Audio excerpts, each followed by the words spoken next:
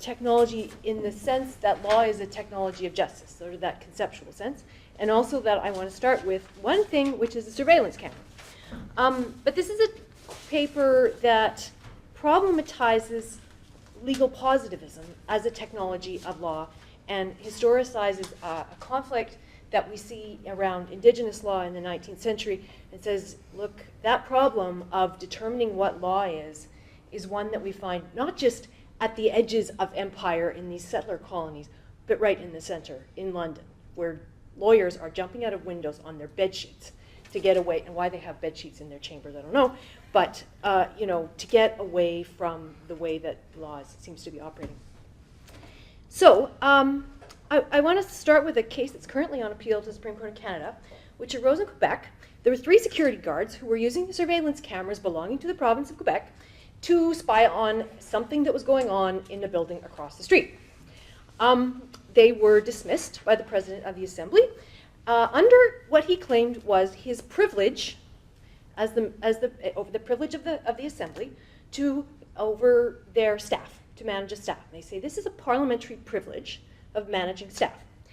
Now, the case has worked its way up with the labor relations person saying you don't have that privilege, the first level of court saying yes they do, and the Court of Appeal splitting, majority saying he doesn't have the privilege, minority saying he does, so here we are at Supreme Court of Canada.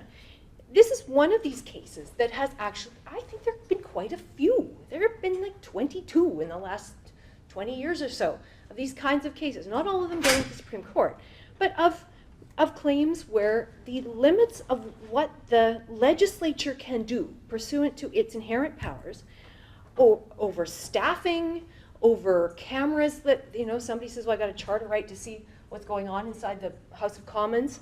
Whoa, the House of Commons says, no, you don't. We have parliamentary privilege. Okay, what is parliamentary privilege? What is it legally? And so it's a problem that's kind of percolating around. It's complicated by federalism. It's complicated by the charter. It's also a really old problem. The colonial assemblies in North America used parliamentary privilege to discipline their critics. A lot. Right? So, you get a critic who says those guys are whatevers, and they write it down, and then the assembly disciplines them, and they throw them into jail.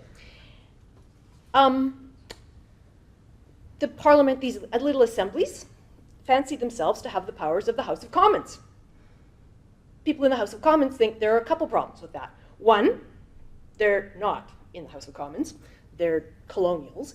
Another being, but they're creatures of statute, or they're incorporated. They're crown called. Like, how can they have how does this work, right? How can they have these powers? But maybe they do, because maybe if we think of law as a kind of system of custom and tradition, maybe it's an inherent necessary thing that goes with being an assembly. But it's a real kind of uncertainty. So I'm going to talk to you today about 2 cases, one in Jamaica in 1836 and one in Newfoundland in 1842. And in the middle, we have an event in London, which is great fun, which, and between the 2 colonial cases, we get a complete flip-flop in the Judicial Committee of the Privy Council. And I think there are 4 main factors going on here. One of them is the way we handle the problem of the nature of law. One is colonial politics, and it's related to the second one, which is Lauren Benton and Lisa Ford have recently articulated this as in the early part of the 19th century, the colonial office really seeking to justify its authority by claiming that it is bringing order to the empire, right? In all kinds of different ways. And these assemblies are part of the disorder problem, right? Assemblies do things like support slavery in the Caribbean. Like, they're bad, so we gotta discipline them and rein them in. And then the other one is a constitutional crisis going on in London, where the tensions between the House of Commons' claims to its power and the rising power of King's Bench just collide in a very explosive way. And that collision takes place out of the circulation of a manual on diseases of the generative system that is circulating in Newgate Prison. So all of these things come to fruition because of a book that some people say is pornography. Okay? So in England, there are, of course, two parties to these controversies. There's the Commons and the Courts. In the colonies, it's a three-way dynamic, because we also have the executive. So the critics might dislike the executive and like the assembly, or it might be the other way around, but it's always a three-way triangle in the colonies, and that's part of the dynamic. So the last piece you need to know is, if you read Blackstone, and you read about the powers of the House of Commons, it says the House of Commons and the House of Lords have their own law. It is called the law of Parliament, and it is above the common law. You're nodding knowledgeably. It's exciting to see. It's like see somebody actually going, huh? But they say the common law courts cannot judge the law of Parliament. They cannot encroach on its jurisdiction. They cannot determine its limits. If the Commons claims that this is its law, that's it. And they had thrown at least one judge in jail for presuming to hear a case that actually, concerned the limits of the jurisdiction of the House of Commons. So it's a fraught problem that's been sitting quietly with nobody challenging it since about 1710. Up until 1810, when there's a very dramatic case in London called Burdett and Abbott, in which a trespass case is brought, and eventually the court decides for the House of Commons, but there's a little inroad made into the power of the House of Commons to determine its own jurisdiction. So that's 1810. Okay, so the Jamaica case. Now, the Jamaica case arises, as they do, a guy named Augustus Hardin Beaumont, who's the publisher of a newspaper, is called to the bar of the Assembly and asked to explain himself. He says he provides no explanation that's satisfactory.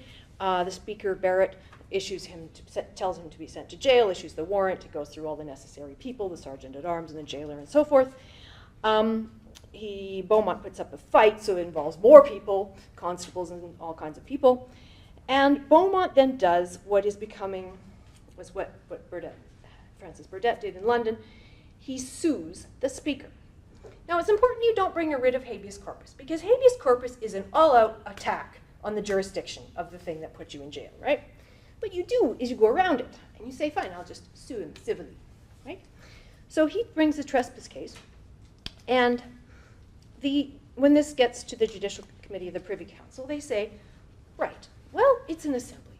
Assemblies have to have these powers. They say the Jamaica Assembly has been around for quite a while, like 100 years. It's been doing this kind of thing for quite a while. The House of Commons in London does this kind of thing. There's a reception statute that suggests that the laws of England are going to be brought into continue in force in Jamaica, 1728 reception statute.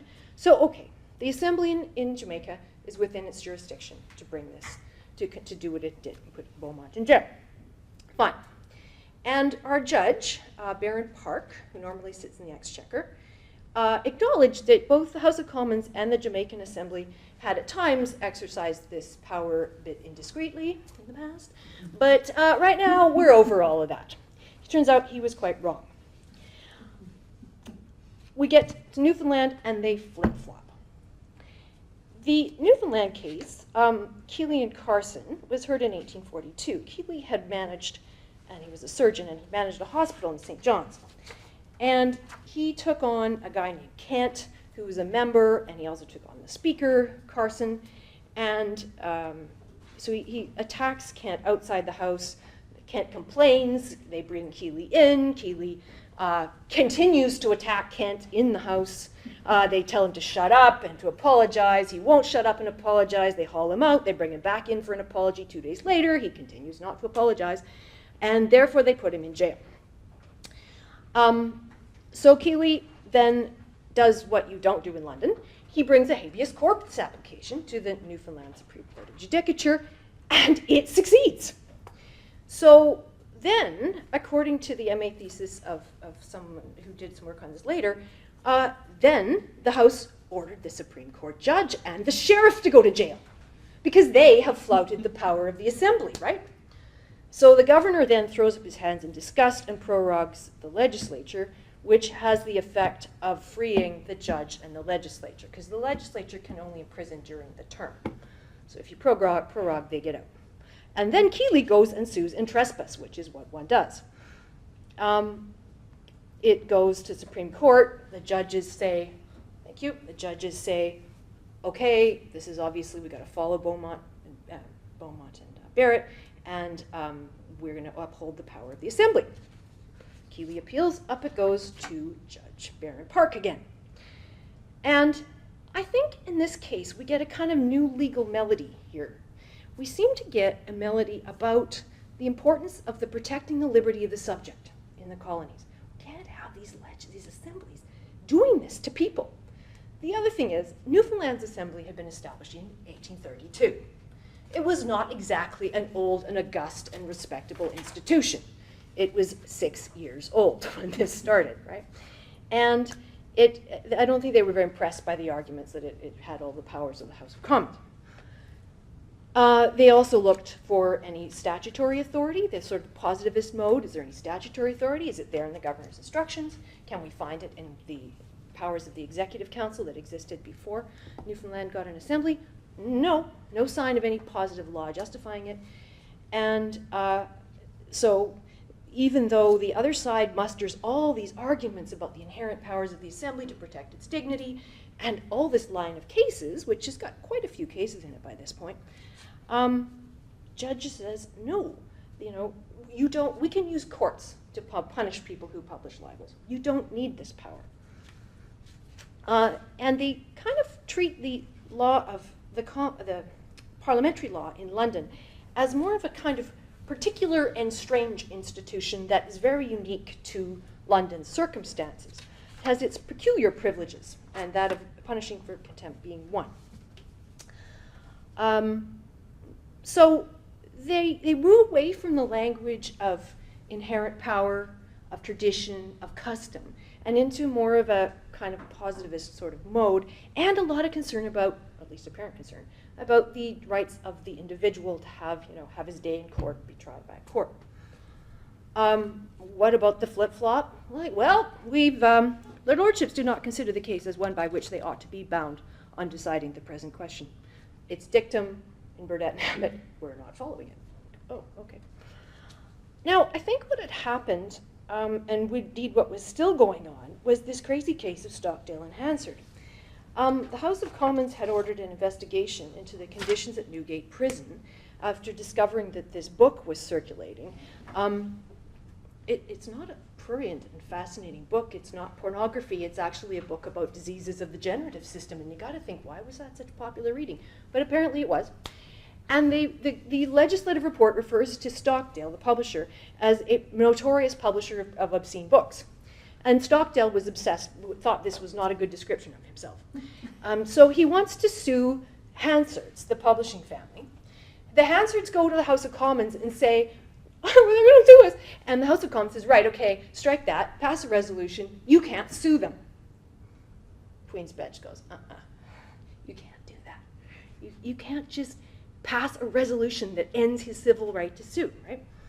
So there's Pattison in Queen's Bench, Queen's Bench now? Yes, we're at Queen's Bench. Says, if the doctrine be true that the House, or rather the members constituting the House, are the sole judges of the existence and extent of their powers and privileges, I cannot see what check or impediment exists to their assuming any new powers or privileges which they may think fit to declare. Not that they would, but there's nothing to prevent it. So they say that this resolution is not binding and he can bring his action. The House of Commons at this point is livid, right? They don't take this line down. They don't know what to do, and I haven't pieced together all the things. One of them, they bring Stockdale in, and then they order the imprisonment of the lawyer, Howard. And I gotta think the legal world in London is not taking this well, right? Lawyers, barristers got thrown in jail for defending their clients.